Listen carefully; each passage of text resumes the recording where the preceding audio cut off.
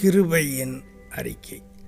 அப்பா பிதாவே, என்னை நீதிமானாக்கி இயேசு கிறிஸ்துவின் இரத்தத்தின் மூலம் என்னை ஏற்றுக்கொண்டீரே, உமக்கு நன்றி.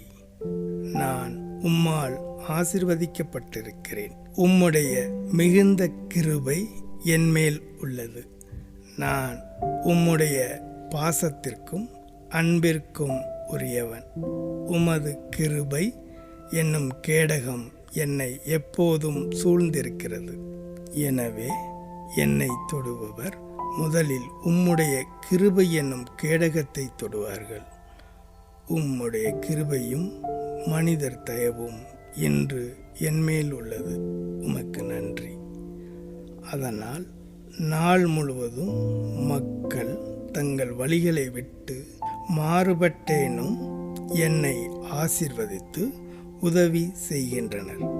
இன்று யாரோடெல்லாம் தொடர்பு கொள்கிறோனோ அவர்கள் எல்லோரின் தயவு என்மேல் உள்ளது.